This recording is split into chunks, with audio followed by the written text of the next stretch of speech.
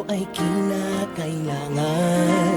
Tayo na magtulong-tulong na paunlarin ang mahal nating bayan. Tayo nang magtulong-tulong na paunlarin ang mahal nating bayan. Panahon na magbabago at ayos ang mga dapat ayusin.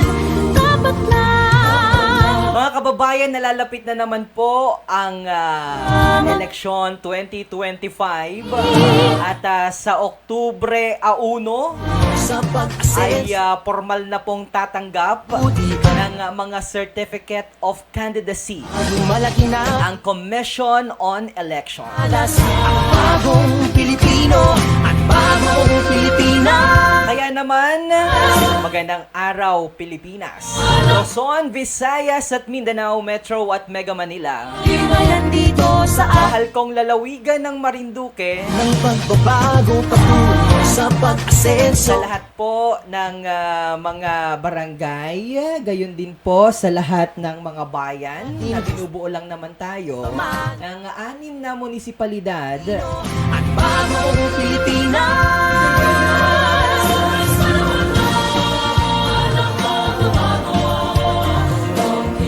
Ang bayan ng Buak, bayan po ng Torrijos, bayan ng Santa Cruz, Pagbabago bayan ng Buena Vista, bayan ng Mugpog, sikat ng bayan ng Gasan. Kuminhawa tayo. Aging malaki natin sa mundo at ipamalas ang bagong Pilipinas. Welcome po sa ating kapihan sa Philippine Information Agency. By the way, nais kong batiin at bigyan po ng pagpupugay ang amin pong Regional Director ng Philippine Information Agency, Mimaropa, na si Regional Head Bago patungo sa Emin Guillermo at ang aming Assistant Regional Head, Dr. Luis Cueto. Gayon din po sa aming Director General ng Philippine Information Agency, si Sir Jose Torres. Gayon din po sa aming Secretary sa kalihim ng Presidential Communications Office sa katauhan po ni Secretary Chavez. ng pagbabago patungo sa pag-asenso. Muli po maligayang pagdating sa kapihan sa PIA kung saan kinakapanayam natin ang iba't ibang mga opisyales ng lokal at nasyonal na pamahalaan Pilipino. upang bigyang daan ang mga programa at proyekto, gayon din po ang mga mahalagang announcement ng kanila pong ahensya. Kaya naman ngayong araw, kagaya po ng aking tinuran kanina mga kabarangay, Ng pagbabago patungo busy na po ang kanilang opisina. At nitong mga nakalipas na araw, at the same time ngayon din po ang last day of filing para naman doon sa mga gusto pang bumoto para po sa halalan 2025. Kaya mga kababayan, help me welcome our dear friend, ang aking kumpare. At by the way, batiin muna natin si Attorney Ivy Rio Florido Diaz. Special shoutout sa iyo Attorney Ivy, at sa aming inaanak na si Baby V. Yan. So atin pong i-welcome na sa atin pong bulwagang pambalitaan si soon to be. Ang atin pong kakabalik lamang, pero ito po ay matagal na nating nakakasama lagi. At sa serbisyo publiko talagang maasahan. Senso. Atin pong COMELEC Buak Election Head, si Sir Chris Olympia. Magandang araw po, sir, at welcome po sa ating programa. Yes, good afternoon, DJ Myong, at sa lahat ng ating mga tagapakinig at tagasunod sa Marinduque News. Mapagpalang araw po sa ating lahat. Ikaw na rin ang bumate sa inyong hepe ng COMELEC Marinduque. Siyempre, special shout out to our dear Provincial Election Supervisor, Attorney Angela Christine P. Diguino Royanduyan, at sa lahat po ng aming mga kasama sa lalawigan ng Marinduque, Komisyon ng Halalan. Magandang hapon at magandang araw po sa ating lahat. Talaga namang sanay na sanay sa ganitong mga gawain maliban sa pag-aasikaso ng ating mga kababayan na gustong i-practice ang kanila pong karapatan sapagkat sabi nga po Sir Chris ay ito lamang ang panahon kung saan ay nagkakapantay-pantay ang mayaman at ang mahirap, ang nag-aral at ang hindi nag-aral para pumili isang karapatang bumoto at pumili ng para sa kanila ay karapat-dapat na manunungkulan at maglilingkod para sa ating bayan. Okay, ano po ang update? Isa-isahin na natin yan, Sir Chris. Yes. So, as early as January, naglabas na po ng calendar of activities pursuant to COMELEC Resolution 10999. So, makikita po natin sa screen ang ating calendar of activities para sa darating na May 12, 2025 Alright. elections. Sige. So, ngayon po, nakapaloob sa ating calendar of activities, September 30 po ang last day of our local and overseas registration. Nationwide po ito. At magtatapos po ito ngayong 5 p.m. At ang kinikater po natin dito ay new registration, reactivation. Paano sinasabing reactivation? Tayo ay pag 2 consecutive elections tayong hindi bumoto, automatic na nadi-deactivate yung ating registration record. So, kailangan po natin mag-apply ng reactivation. Maaari rin po tayo mag-apply ng transfer of registration record within the same municipality. For example po, nagdanais po tayo mag-transfer ng ating registration record from Barangay Laylay to Barangay Tampos or saan mang barangay at ganun din po. Meron rin po tayong transfer from other municipalities. So, maaari po tayo mag-transfer of record from Buwak to Barangay Torrejos. Kinikater po ito ngayon ang huling araw ng ating voter registration. At kasama rin po dyan sa ating mga tinatanggap sa panahon ngayon ay yung pagpapakorek ng ating registration record or correction of entry. So, paano po ba ang correction of entries? Halimbawa po ang ating voter record sa ating munisipalidad ay apelido pa natin ng ating pagkadalaga. At nagnanais na po tayo nakapag-asawa na po tayo, pwede po tayo mag-correct ng ating record, marital status. Ganun din po kung may mga typographical errors such as mali po ang birth date or mali ang spelling ng pangalan. Maaari lang po magdala ng birth certificate sa opisina ng election officer sa kanya-kanyang munisipalidad kung saan po tayo nakarehistro. Ngayon pong alas 5 ng hapon ay magtatapos po ito with no extension. Bakit po no extension? Kasi sa darating pong October 1, bukas po, kagaya ng sabi ni DJ Myong, mag-i-start na po ang filing ng Certificate of Candidacy. So ilan po sa mga highlighted calendar of activities na meron tayo? Yan po. October 1 to 8 po ay magbubukas ang tanggapan ng mga election officer, hindi lang po dito sa lalawigan ng Marinduque, but sa buong Pilipinas po para tumanggap ng Certificate of Candidacy para sa gaganaping halalan ngayong May 12, 2025. Alright, Sir Chris, putulin muna kita Yes dyan. po. So, kanina nabanggit mo na ngayon ang huling araw, Setyembre 30. So ngayon po ay araw ng Lunes, mga kababayan, mga kapamilya. So ngayon po ang pinakahuling araw kung kayo po ay gustong magpa-activate ng inyo pong registration record sa COMELEC. Okay. So pag new registration po, Yes po. pwede pa rin o hindi na? Opo, pwede po. pa rin. Lahat po. New Lahat. registration. New Lahat. registration at Opo. reactivation. Reactivation, transfer of registration record, at yung pong correction of entries natin. Okay, ito naman yung tanong ko, sir. Kapag ikaw ay halimbawa nakapangasawa, pero ayaw mo pa rin gamitin yung apelido ng iyong asawa o ng lalaki, Yes pwede ba yon? Wala namang magiging sagabal. Wala naman po. May option naman po tayo kung hindi tayo mag-a-apply ng correction of entry. So, optional po sa tao iyan kung magbabago po siya ng apelido o hindi sa record niya sa COMELEC po. Ayun.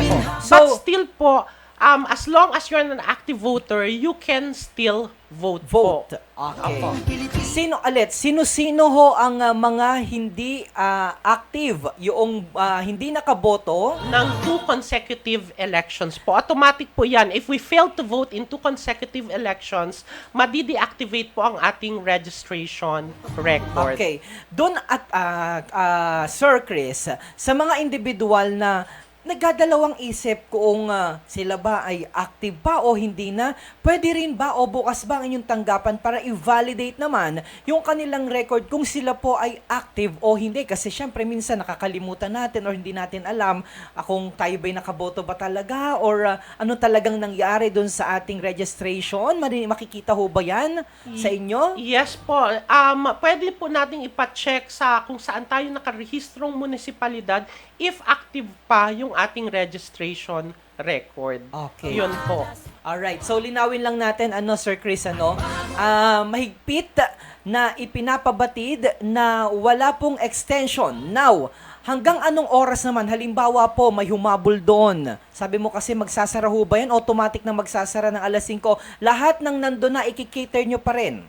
Hindi po. Meron po tayong cut-off ng 3 p.m. po. Yon. Ay, ilang oras Opo. na lang pala Pero nalalagay. lahat naman po ng mga nando na within 30 to 50 meters radius ay itatanggapin natin para Okay. ma-process at matapos ang kanilang voter registration po. Ayun, Yun po. yun naman. So, punta na po kayo doon sa mga hindi pa rehistrado. Sino-sino ho ba ang dapat magparehistro?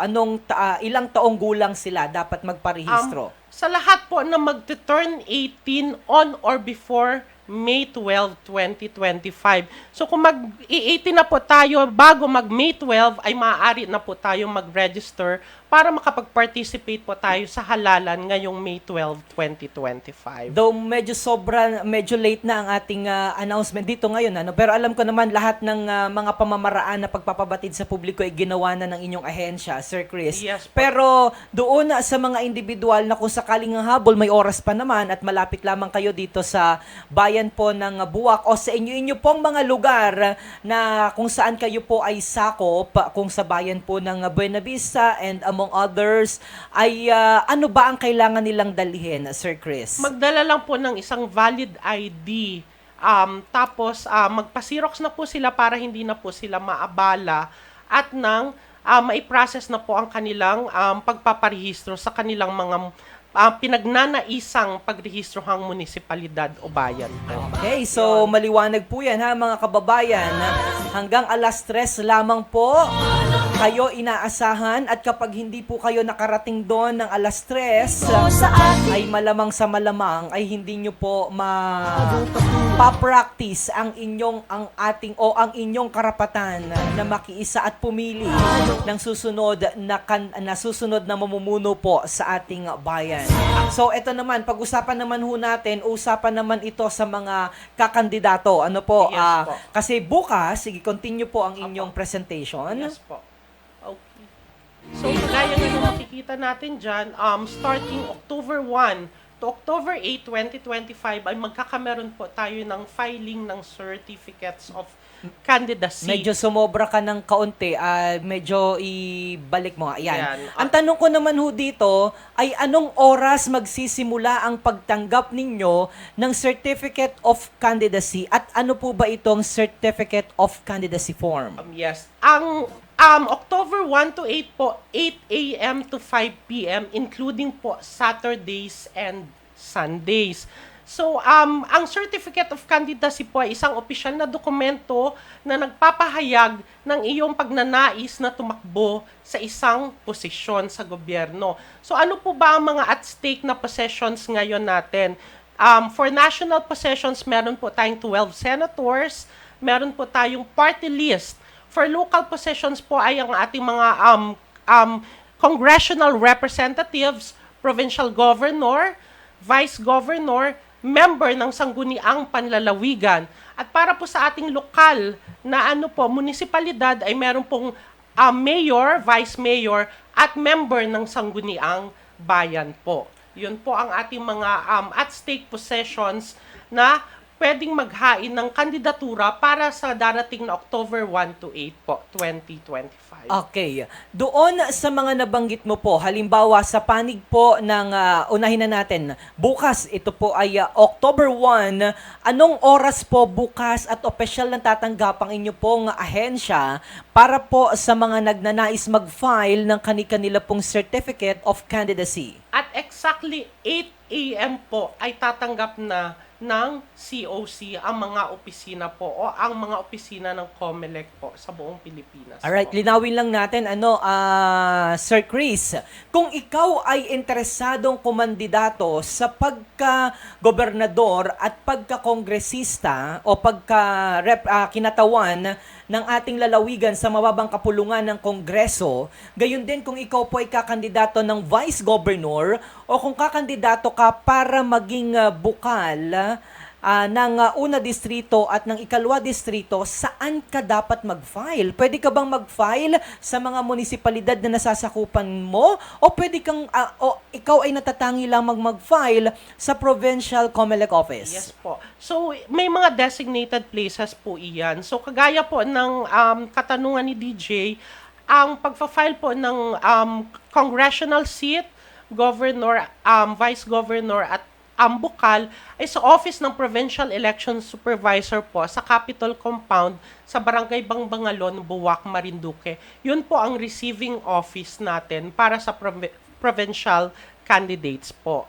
Okay. Kasama na po yung 1st and 2nd district na bukal. Doon Okay. po lahat. At kung ikaw naman po ay kakandidato ng mayor, vice mayor at miyembro ng Sangguniang Pambayan, Ay sa mga opisina ng election officer po sa inyo o sa kanya-kanyang munisipalidad po.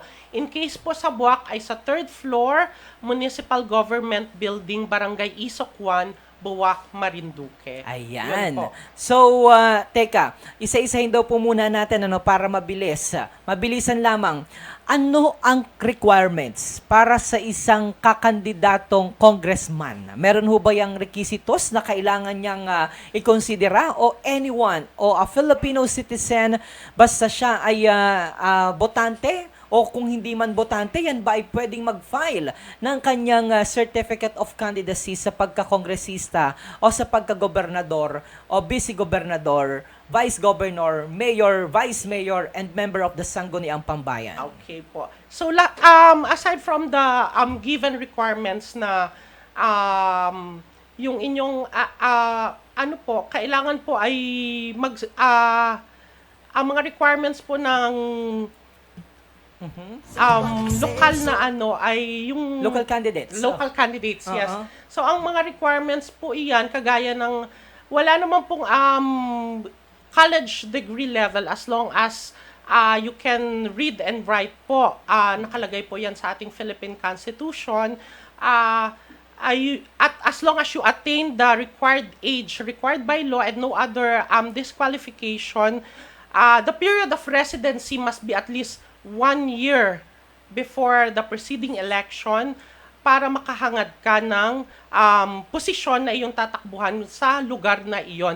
And you Okay. must be a registered voter po. Voter. Kasi kasama po sa COC na ilalagay natin, ay nakalagay po doon kung saan tayo nakarehistro o saan tayo nagrehistro as voter. So Okay. meron po tayong nakalagay dyan sa ating Certificate of Candidacy. Okay. And those belonging to political party ay may Certificate of Nomination and Acceptance din dapat pong naka-attach. Otherwise, ay makaklasify ang isang kandidato na independent candidate. Kung wala po tayo nung CONA duly signed by authorized representative of political parties po. Okay.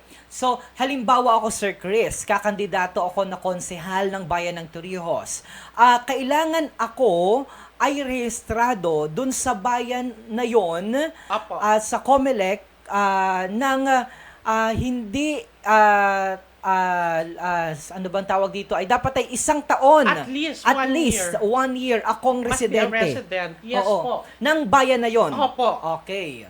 So maliwanag po 'yon, mga kababayan. And then ito naman, punta naman ho tayo, Sir Chris, doon sa ating maliban ho doon sa saan kukunin yung certificate of candidacy form.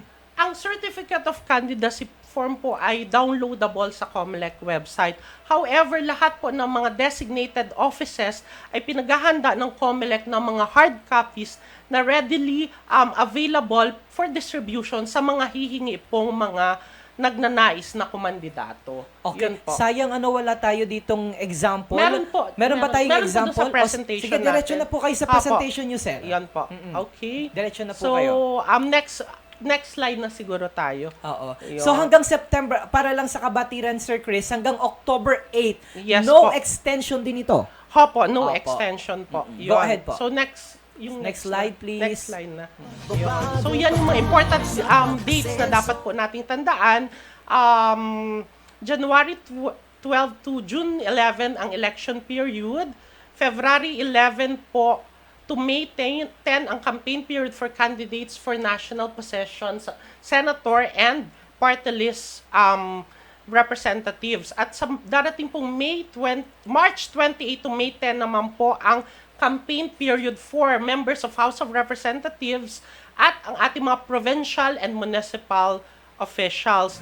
Sa darating pong April 13 to May 12 naman po ang nakatalagang period for the voting ng overseas absentee natin. So yan po yung mga kababayan natin na nagrehistro sa mga konsulado ng Pilipinas abroad para makaboto po sa darating na halalan. At sa April 28 to 30 naman po ay ang local absentee voting. Ano po yung local absentee voting? Yan po ay na-avail ng mga kapatid natin sa serbisyo publiko at mga kasama natin sa media na makakaboto sila ahead of time para sa makapag-participate sila sa May 12, 2025. Kasama po dyan ang PNP and other uniformed personnels at ang mga opisyal ng gobyerno na nakatalagang magpa-participate or may gawain na gagawin sa May 12, bahagi sila ng May 12, ay pinapayagan po mag-avail ng local absentee voting. Okay, linawin lang natin Sir Chris, Yes pero po. yung local absentee voting, ang pwede lang nilang iboto dyan ay ang mga senador. Senators and party list po. Senator and party list. Same with the overseas absentee Ayun. voting So, po. pero hindi kayo makakaboto ng gobernador, vice gobernador, Yes. and mayor, and sangguniang panlalawigan members, and sangguniang pambayan members. But for purpose naman, DJ, ng ating, para hindi tayo ma-disenfranchise or ma-deactivate, yan. at least Oo. nag-participate pa rin tayo Tama, ng tama. national election. Ito usually sa mga sundalo rin, yung Sundalo, mga police na-assign po. ng Opo, police. yun. Media. Media. Yun po. Ayun. So, i-avail ho natin ito. Pero sa case naman natin, mukhang hindi naman tayo malilipat ng ibang lugar. Yung usually ito nangyayari kapag ikay nalipat ng ibang lugar Opo. at hindi ka makakauwi. Halimbawa, ikaw ay isang sundalo Yes. na na-assign dyan sa Mindanao, hindi ka makakauwi din sa Marinduque. Saan sila makikipag-coordinate noon, Sir Chris?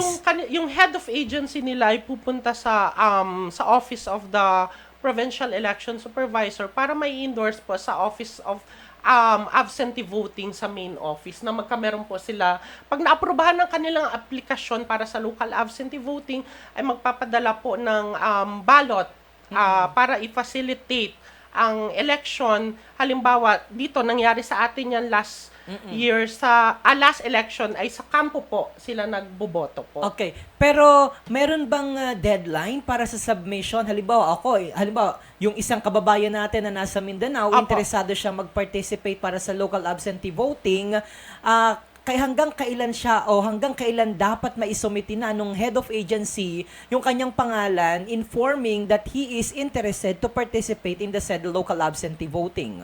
Hindi ko na ilagay sa presentation ko yung exact date, pero parang sometime March. Okay. Yes. So makipag-coordinate na lamang po kayo. Apo. At the same time, kung tawag ho kayo sa pinakamalapit na COMELEC office diyan sa inyong kinalulugaran. Yes po. Alright, Tapos sige, in continue addition po. po, yung May 11 po, yung ating bisperas ng eleksyon, ay meron po tayong liquor ban at bawal na po ang pangangampanya sa araw na iyon.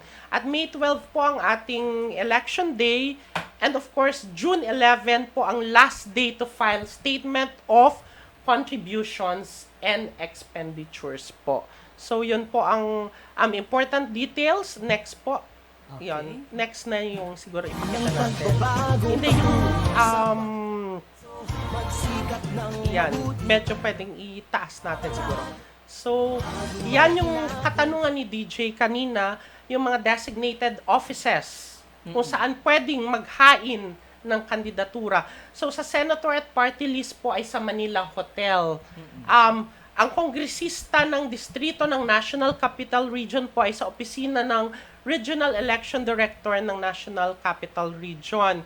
Ang mga kongresista ng mga distrito sa mga lungsod sa labas ng NCR ay sa opisina ng election officer na itinalaga ng Regional Election Director. Kongresista ng mga distrito sa mga lalawigan, gobernador, vice-gobernador, miyembro ng sangguniang panglalawigan, or what we popularly known as bukal, ay sa opisina ng Provincial Election Supervisor. So sa atin again, sa Office of the Provincial Election Supervisor, dito po sa Capital Compound sa Barangay Bangbangalon. Tapos paki-angan mo. Yun. Ayan. So, alkalde, vice-alkalde, miyembro ng Sangguniang Panlungsod at miyembro ng Sangguniang Bayan, opisina ng election officer ng kinauukulang distrito, lungsod o munisipalidad. Yung sa BARM naman po, kinatawan ng distrito ng parliamentary ng BARM ay sa Bangsamoro Electoral Office po. So next po. Natin sa mundo at Baba po. bagong Pilipino at bagong Baba pa. Yung last na place. Yung sa unang slide po natin. Yung sa mga local elective position. dito sa atin. tayo na magtulong-tulong napaunlarin. Yan. Okay. Oo. Pa yung babang baba po.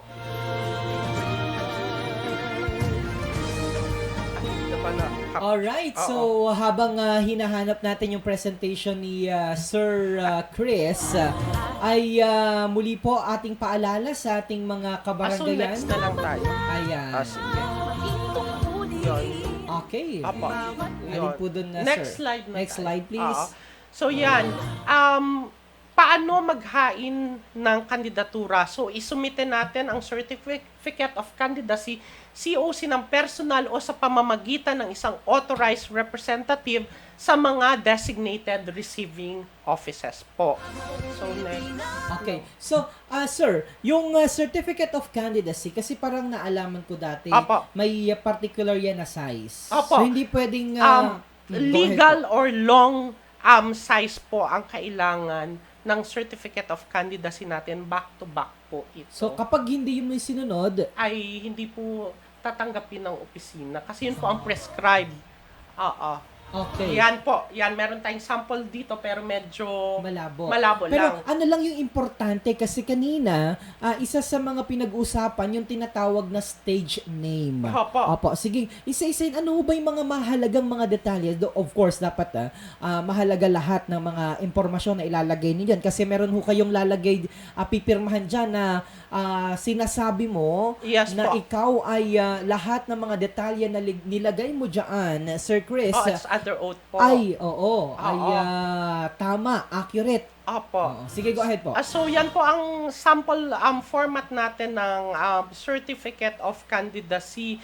So yan po ay naglalaman ng basic information such as yung mga kaarawan, ano yung nais mong kandidatuhan, kung ano yung stage name na ilalagay, mailing address po, at address for election purposes nakalagay din po dyan. Saan po tayo registered voter? Ano pong occupation? Dapat po ay meron tayong documentary stamp. Okay. So, ang documentary stamp po is worth 30 pesos. Doon mo na rin babayaran yon. Hindi po, bibili na po kayo sa BIR ng documentary stamp po. Okay. At kailangang notaryado po ito. Ang documentary stamp lang po ay ilalagay sa isang dokumento. kasi deemed one document yung 5 COC copies na isa-submit po natin. Kukopyahin lang po ang numero ng documentary stamp sa mga succeeding documents po. Pero yung isa lang po ang meron na documentary stamp talaga, amounting to 30 pesos. At kung wala naman po yung 30 pesos pwede po yung 15 pesos na dalawa na documentary stamp. Okay. Yun po. So, kailangan makipag-coordinate. Mabilis lang ho ba 'yun makuha sa BIR? BIR. Opo, bibili po ng Bibili. worth 30 pesos na documentary stamp. So yan po ay dapat notaryado. The COC shall be sworn before a notary public or any authorized official. Hindi po authorized ang mga lawyers ng COMELEC for purpose of Fairness. solemnizing Oo. the COC. And naglabas na rin po ng advisory ang PAW na hindi rin po sila authorized na mag-administer ng oath. So, sa para mga private practitioner. COC Okay. Po. Yun po. Okay po. So, lahat po ng mga information ay kailangang may fill out po tayo. If hindi po applicable, ay ilagay natin na NA or not applicable sa portion ng ating COC. At mag-affix po tayo ng passport size na photograph taken within the last 6 months po. Okay. Yan po. Nandito sa atin. At kung naman po tayo ay member ng isang political party, ay mag-attach po tayo ng Certificate of Nomination and Acceptance. At yun nga po kanina na sinasabi ko yung 30 pesos na documentary stamp po. Naglabas po ng advisory ang COMELEC na wala na po tayong, unlike before, we can remember during the past filing na merong date na nag-withdraw at nakakapag-substitute. Wala na pong ganun. Within the prescribed period na lang tayo pwede mag-withdraw ng certificate of candidacy at mag-substitute. Okay. Hanggang October 8 lang po. Okay. May papalitan po tayo or mag-withdraw po tayo at papalitan ng iba yung ating kandidatura. Yun Okay. po. So, puntahan nga natin kasi isa yun sa mga pinag-usapan kanina kasi para nagkaroon ho kayo ng isang situation dito sa lalawigan ng Marinduque. Doon sa stage doon sa number 1, yun yung original name mo. Opo. And then yung stage 2, sa stage 2 naman, Opo. yun naman yung gagamitin mo na halimbawa ay Nickname po. nickname mo. Opo. O yung kung saan ka mas kilalang tawag o Yes pangalan. po. Opo. Okay. Meron daw yung limitation lang na character, sir. Opo, meron siyang limitation characters po. Pero in instances, we let the law department decide. Sinasubmit na lang po namin. Kasi meron po kasing iba na mas prefer nila na isulat talaga yung mas mahabang stage name nila.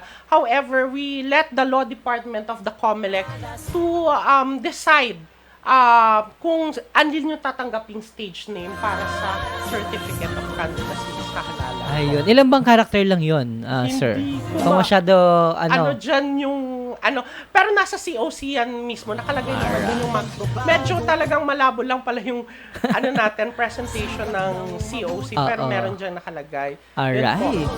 Sige po, ano pa po ang mahalaga na dapat hindi makalimutan Medyo important po na yan. mga importante As next po. na detalye ho? Po. Okay, yung kasunod Alright. pa. Yan. Ito po yung mga very important dates. So, substitution due to withdrawal of the original aspirant until October 8 lang po. No substitution shall be allowed for any independent candidate. And starting October 29, 2024 po, ang posting of the tentative list of candidates for the purposes of the name to appear on the ballot. So, yun po. Ulit nga po. Sa October 29 po ay magpo-post na po tayo ng tentative list of candidates for the purpose of the name to appear in the ballot. So, kasi meron po tayong period na... Even the locals? Opo, para magpapakorek po tayo. Okay. Opo, next, may kasunod pa po iyan Okay. na Yes. So, yun po yung katanungan nyo. Last day to file request for correction of clerical or any typographical error on the name to appear in the ballot not later than November 8, 2024. Halimbawa, ang nailagay na apelido sa iyo ay yung apelido ng mother mo or Oo. may mga which is mas kilala ka pa, pwede ka magpa-correct ng typographical error dun sa not later than November 8 sa law department Oo. po. Sir, sige, diretso lang. May Yes. mamaya na ako magtatanong. Apo. Tapos, ito naman po, on or before November 15, medyo pakilaki lang yung screen Yan. po natin. Oo. Substitution of aspirant candidate in case of death and disqualification of the original aspirant or candidate. So, after po ng November 15, substitution due to death and disqualification is allowed provided that the substitute candidate shares the same surname as the original candidate. But please be reminded that there is no substitution allowed for any independent Candidate. So, Oh. yan po. So, only those candidate who belonging to a political party. Yan po. Oh, ganun pala yun, Opo. ano. Oh, but anyway, may sabi mo kasi dyan, November 15, naalala ko sa kaso ng barangay natin dito sa bayan ng Santa Cruz, Oo. nung malapit na yung, ano, Ang barangay election. yan. barangay election ho ba ito? Pero hindi ba yun halimbawa may kaso na after ng November 15 nagkaroon ng hindi natin inaasahan na Yun. halimbawa pagkamatay ng isang kandidato Oo, ay pwede pa ba siyang Pwede pa naman. Opo, Okay. yes. Provided na kapilido. Yes po. Okay. Opo. Okay. Yun. Ng pagbabago patuloy Sige, diretso po tayo, sir. Wala na. Yes. Meron akong sanang gusto rin i-share na Sige po. kailan magiging candidate ang isang Yun yung mga pag-uusapan natin, Sir Chris, mamaya, ano. Ihanda lamang po namin yung presentation, mga kababayan, mga kapamilya, at mga kabarangay, dahil sa ikalawang bahagi po ng ating kapihan sa Philippine Information Agency Marinduque, ay sasagutin pa rin po namin ni Sir Chris particularly ang ilan sa inyong mga mahalagang katanungan. Kaya tumutok lamang po kayo, manatili po kayong nakatunghay sa atin pong programa. Ito pa rin po ang kapihan sa Philippine Information Agency. Magbabalik po kami makalipas lamang ang ilang mga patalastas. bagong Pilipinas.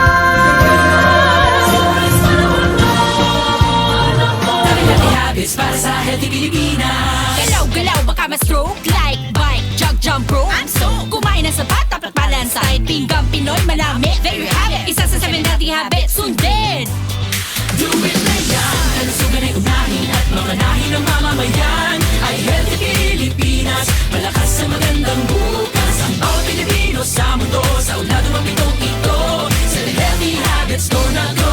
Para sa Healthy Pilipinas, 7 healthy habits para sa Healthy Pilipinas. Galaw-galaw baka ma-stroke like bike, jog, jump rope. I'm so kumain ng sapat, dapat balance side. Pinggang Pinoy, malami, there you have it. Isa sa 7 healthy habits, sundin. Do it na yan, kalusugan ay unahin at mamanahin ng mamamayan ay Healthy Pilipinas, malakas sa magandang bukas. Ang bawat Pilipino sa mundo, sa ulado ng pitong ito, sa healthy habits go na go. Para sa Healthy Pilipinas, 7 healthy habits para sa Healthy Pilipinas. Sa mundong ginagalawan, pagandaan ng big one. Kamay, sakit, sa isip sa gawa. Leave nothing but footprints. Kalusugan ay unahin at mamanahin ng mamamayan ay Healthy Pilipinas, malakas sa magandang bukas. Ang bawat Pilipino sa mundo, sa ulado ng pitong ito, sa healthy habits go na go. Para sa Healthy Pilipinas, 7 healthy habits para sa Healthy Pilipinas. Huwag nang magulat sa kumakalat, matay inulat sa tamang ulat. Ang dapat babakunahan na, mahalaga na bata pa kahit matatanda. Bakuna muna, una sa lahat. Yeah! Do it na yan, kalusugan ay unahin at mamanahin ng mamamayan ay Healthy Pilipinas, malakas sa magandang bukas. Ang bawat Pilipino sa mundo, sa ulado ng pitong ito, sa healthy habits go na go. Para sa Healthy Pilipinas, 7 healthy habits para sa Healthy Pilipinas. Bawal na usok sa atin, baka ako hikain, di nakakagalak ang bisyo. Hi, how can I help you? Dito na tayo sa kakaibang high. JV sa Bishop Free Lifestyle. Do it na yan, kalusugan ay unahin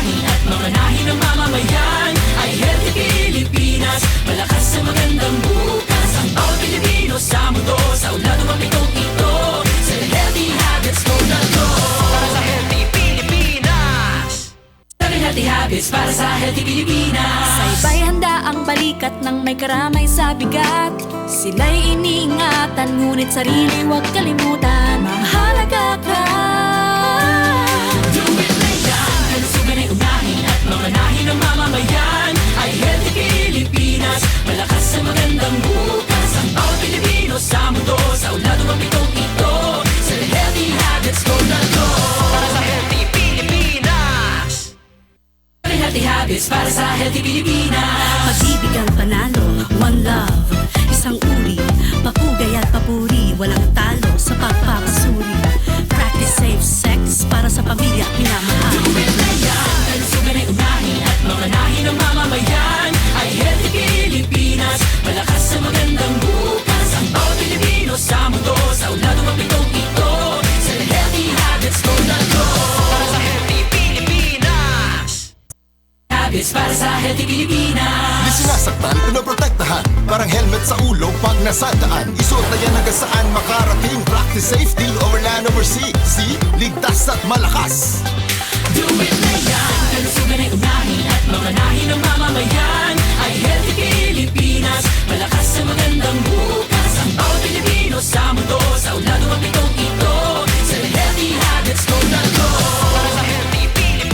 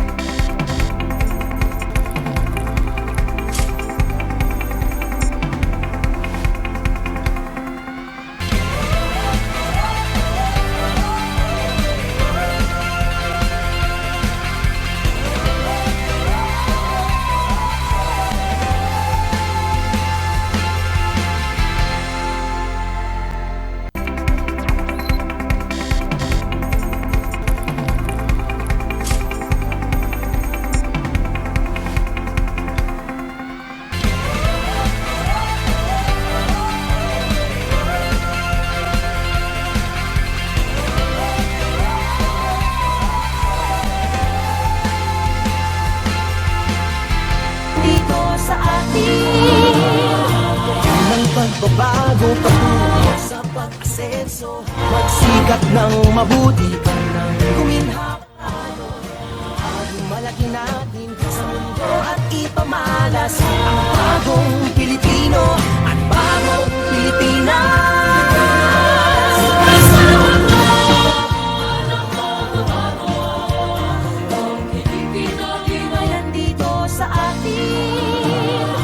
At tuloy-tuloy po tayo mga kababayan. Ito pa rin po ang kapihan sa Philippine Information Agency Marinduque. Kapiling pa rin po ninyo DJ Myong Romeo Matac Jr.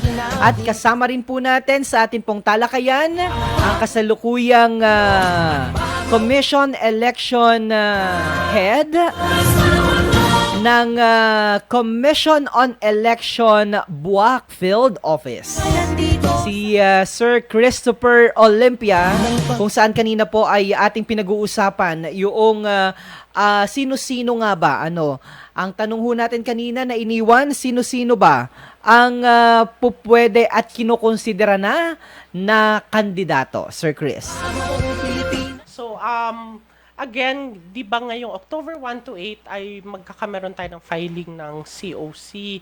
So, upon filing, meron niyang legal implications for elected officials. You will still continue your possession as elected officials.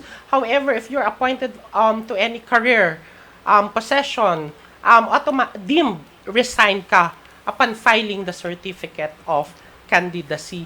And one thing na gusto namin ipaalala sa ating mga kababayan ay pag-file natin ng candidacy ay hindi agad tayo nakaklasify as official candidate.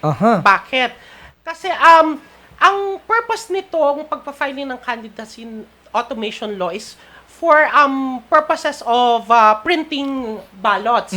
That's why meron po tayong legal basis as to that.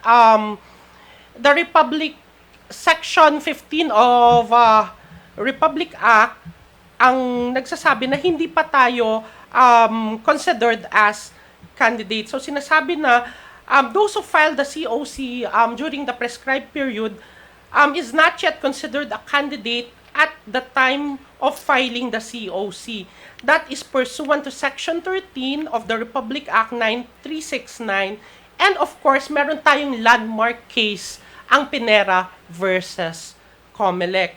And in case of voluntary withdrawal, substitution is allowed only until October 8, 2024.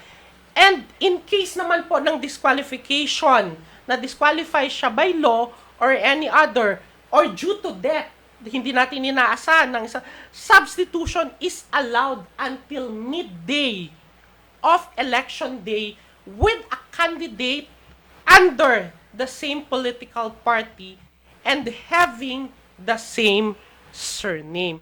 But it does not apply to any independent candidate. So para mas maunawaan po natin dito, meron po tayong classification, meron po tayong presentation at paalala ng ating butihing Chairman George Garcia kung sino ba ang kandidato at sino ang aspirant. So sino ang kandidato? Ang kandidato ay isang individual na opisyal na naghain ng kanyang pinanumpaang certificate of candidacy sa isang receiving offices ng COMELEC during the prescribed period, which is October 1 to 8, 2024. At sino naman ang aspirant?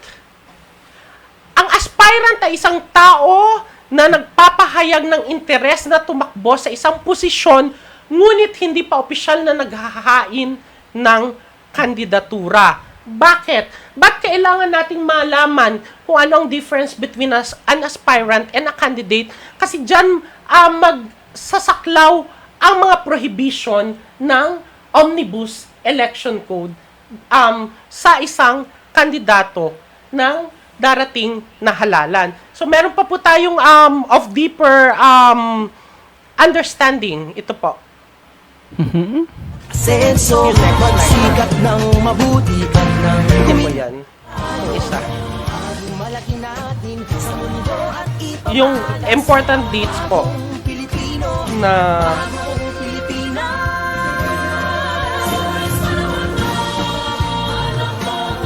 yung Yan. hindi po. Hindi pa yan. Ito. Kailan maituturing na kandidato ang isang tao? Alright, sige po. Kailan maituturing siya? Pagdating ng Pebrero 11, 2025 para sa tatakbo para maging senador at kinatawan ng party list. At para naman sa kandidato na tatakbong kongresista, miyembro ng sangguniang panlalawigan o what we call bukal, gobernador, vice-gobernador, mayor, vice mayor, at sangguniang bayan members ay maika-classify na candidate sa March 28, 2025 po. So yun po ang specific date kung kailan sila maituturing na kandidato na. Yun po. So, ibig sabihin, Sir Chris, Yes po. yung mga prohibition o yung iba pang mga panuntunan para sa isang kandidato, mag-a-apply lamang sa kanya on the day na siya ay itinalaga bilang isang lehitimo na kandidato, which is on March 28, 2025. Yes po, for local possession. For local possessions. And February 11 naman po for national possession, yung party list natin at yung mga senatorial balls. Yun po. Ayun. So, ibig sabihin, kasi ito'y pinag-usapan kanina dahil dumalo po ako ng isang mahalagang pagtitipon sa Kapitolyo. At nasabi doon, may mga tanong doon, Sir Chris. Opo. Halimbawa ay ako nag-file sa pagkakonsehal ng Bayan ng Torrijos sa October 1. Bukas, halimbawa Opo. October 1. Yung mga prohibition patungkol sa isang kandidato, halimbawa, pwede ba, yung tanong kanina doon, isa-cite ko lang po yung mga example na prinesenta nila kanina. Opo. Halimbawa po ay nakalagay o nagpaskil siya ng pagbati. Nagpagawa siya ng tarpaulin, bumabati sa mga kababayan natin dahil malapit na po ang eleksyon, ang Pasko, ano po ang holiday season para sa Christmas season. Halimbawa ay nilagay niya doon, maligayang pagbati mula sa puso ni Romeo Mataak Jr. ay halimbawa ay sa October or November or December. So, hindi pa siya saklaw Yes po. ng mga prohibition ng Omnibus Code ng Opo. ng COMELEC. Kasi magiging pa lang po tayong candidate pagpasok po ng campaign period. Which is on March 28. Yes po. Okay. Opo. O halimbawa may tanong din doon kanina para sa kabatiran ng ating mga kababayan. Actually, tanong ito ni Attorney Rebo. Sabi niya ng bayan ng Santa Cruz, sabi niya ay halimbawa daw may kaibigan siya na nagpagawa o gusto magpagawa ng tarpaulin para sa kanya. Halimbawa ay eto hindi pa ito sa hindi pa ito halimbawa ay nilagay ito sa private property ng kanyang kaibigan. Malaki kasi 'di ba may ruling kayo Opo. sa COMELEC kung May lamang yung may prescribed Sizes size, tayo. Opo. size. Pero ito, yung kaibigan niya, yung kaibigan niya, gumawa ng, nagpagawa ng kanyang tarpaulin para sa kanya. Pero ito yung nilagay doon sa private property nung kanyang kaibigan. Opo. So, hindi pwedeng baklasin ng COMELEC yon. Hindi po pwedeng baklasin kasi unang-una na ay hindi pa naman po campaign period. The candidate, hindi pa siya considered as a candidate.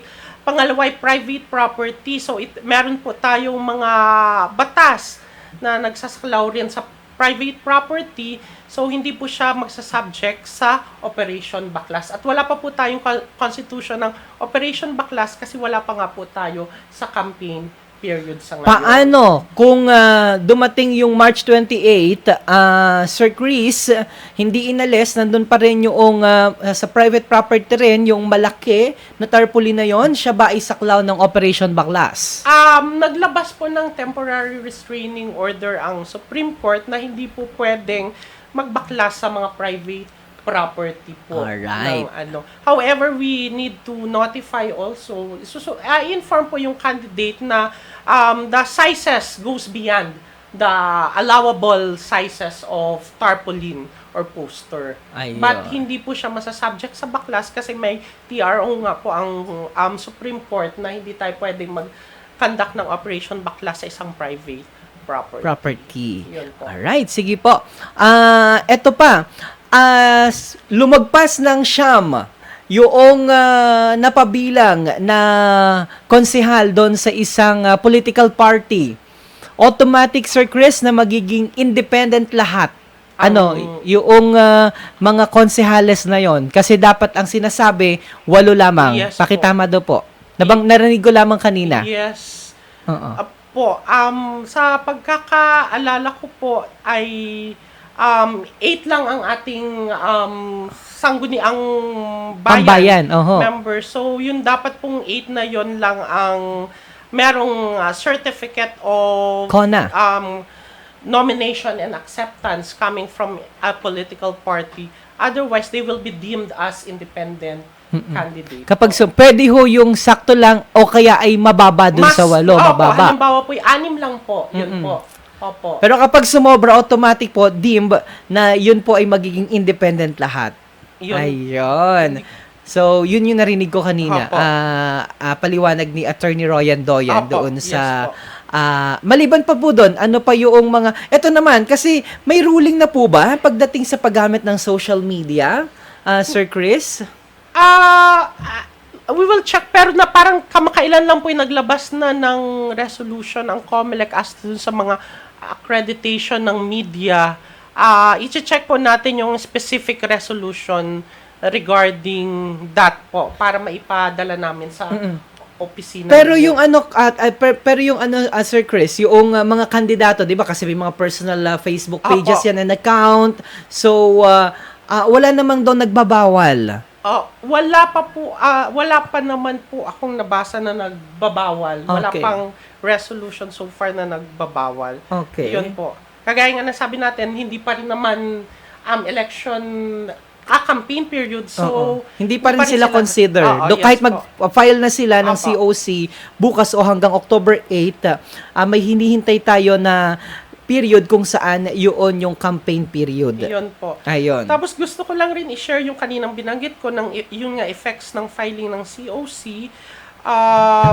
Any person holding a public appointive office or possession, including active members of the AFP and other officers and employees in the government-owned and controlled corporation shall be considered ipso facto resigned from the office and must vacate the office at the start of the regular office hours of the day when he or she filed the certificate of candidacy.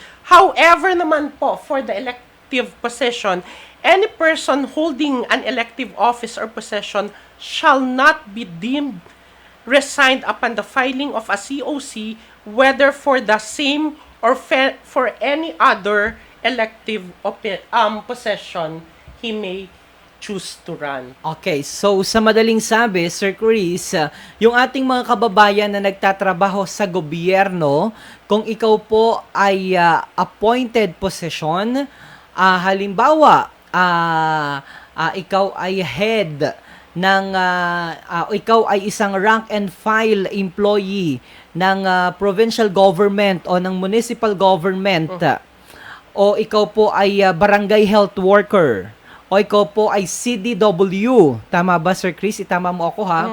Yung mga inabanggit ko na example. O ikaw po ay appointed din ang barangay tanod. Tama, Sir Chris? Yun po. Sa bagay, ano ito? Halimbawa, barangay tanod, appointed post, mga kandidato sa pagkakonsehal, halimbawa ng bayan. Ay, siya ay deemed resigned din? If the possession he or she is occupying is under the CSC, the Civil Service plantilla, then deemed resign po siya. Kung However, hindi, yung meron po kasing separate opinion ang commission, but we are leaving it to the Civil Service Commission as to the treatment for job order possessions. Halimbawa, O job whether order they can post. be classified as. Meron na pong legal opinion ng COMELEC, but we're still leaving it to the discretion of the civil service for classification if they belong to career officials defined under the possession, career possession defined under the civil service rules and regulation. So siguro po for clarification purposes ay mas okay na hindi ko po nadala yung galing sa law department as to the treatment of job order. Job orders and contractual. Yeah, contract Oo. of service Contract of service. advisory. So in another opportunity siguro, kasi mas mahirap tayong makot Oo. as to Correct, oo. yun po. Oo. Apo. At the same time, yung tanong ko rin yung mga barangay Yes. appointed post, kagaya Opo. po ng barangay tanod, Opo. o kaya po ay barangay health workers, kasi yan po ay mga appointed, position sa local, Oo, sa barangay level. Yes, pero may mga plantilla din sila receiving regular wages. Mga Yung honorarium, di ba sila? Honorarium Oo, honorarium base so, yung mga yan. siguro po ay kailangan pa natin ng more clarification as to that matter. Yun Oho. po. So, Apo. hayaan niyo po at kakapanayamin ko ulit si Sir Chris. Apo, yes at po. para maipaabot ho sa ating mga kababayan niya ang Apo, but yang- pretty sure, for sure, marami ng mga ganyang mga Apo. cases marahil. Yes po. So, baka kailangan lang natin ng mga jurisprudence. Apo, yes po. Alright, Apo. sige po. So, maliban po dyan ay pag-usapan din ho natin, Sir Chris, yung mga ano bang tawag dito? Yung isa pa sa tanong kanina na nakalimutan na nabanggit kanina, kasi may isang kaso, ito particularly sa bayan ng Torrijos, Opo. kasi yung ika-8 o yung last na konsehal Opo. ay inappoint Yes. dahil umakyat mula sa pagiging konsehal ng bayan ay naging vice mayor, yung aming kasalukuyang vice mayor ngayon. So, Opo. ibig sabihin na bakante yung walo na konsehal. Ang nangyari ay inappoint yon. Apo. So, ibig sabihin, di ba, appointed na siya ngayon, sinasabi, di ba, na kapag appointed or kapag appointment basis, dapat din resign. Hindi po siya resign kasi ang kanyang ino-occupy na position ay elective Correct. position po. Okay, so, Yun. ang paliwanag ho doon ay pinoprotektahan natin ay yung posisyon mismo, Opo. yung pwesto. Kaya mananatili po siya na konsehal ng bayan. Yes po, kasi Alright. elected position na po yung ino-occupy niya. Correct. Although, hindi po yung tao, oo. kundi yung pagkakatalaga sa kanya, Yes po. bagkos ay yung pwesto which is elected Oo. or elective post. Oh, Ayan. elected possession ang isang sangguniang bayan Ayun. member. Although because of operation of law, kaya siguro siya nag-assume ng post as sangguniang bayan member because of the vacancy in higher office, such as yung sabi mo nga, nawala ang vice mayor ng Torrijos. Yun po. Ayun. So, at the same time, last na po ito, ay yung mga, halimbawa ay mayor, makandidato ulit, o kaya naman po ay mga konsehal makandidato ulit or sa mas mataas na pwesto, o kaya ay barangay captain or barangay kagawad, since yun po ay elected position. Kapag sila po ay nag-file, mananatili po sila Yes. na sa kanilang posisyon, sapagkat ang pinoprotektahan naman po natin ay yung pagpapatuloy ng serbisyo na kanila pong gampanin bilang isang elected Yes na po. opisyal. Tama po iyan, Ayun. Jimmy. So may additional pa ho ba kayo or kailangan pang karagdagan pang impormasyon na dapat ibahagi sa ating mga kabarangay at mga kababayan? Yes po. Ito yung paalala na lang siguro sa voter registration. So, ilang oras na lang po ay magtatapos ng ating voter registration. Sabi nga, ang ating right to suffrage is a constitutional right. However, it is a right but it is also a responsibility. Why? It is a responsibility because it is our responsibility to register as a voter. And if we are a registered voter, it is our responsibility to vote wisely for our next leader. So yun po, marami pong salamat. Ayun. So, maraming salamat po, Sir Christopher Olympia, ang kasalukuyang hepe ng COMELEC Buwak sa inyong oras, at alam ko pong napakarami ninyong ginagawa dyan, lalo pa at ngayon po ang huling araw sa atin pong filing ng atin pong mga magre-rehistro para bumoto, yet binigyan po kami ng inyong napakahalagang oras. Kaya naman ang amin pong lubos na pasasalamat, and of course kay John Kenneth Lining.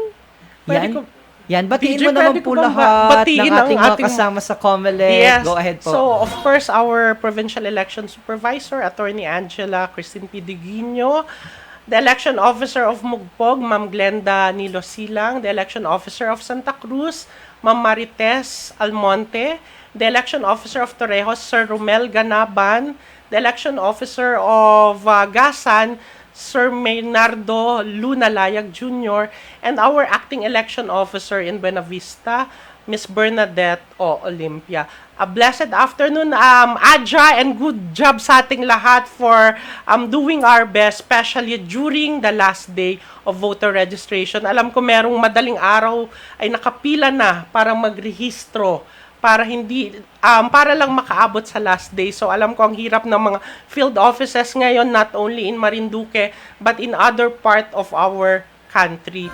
Good job sa ating lahat and God bless us all.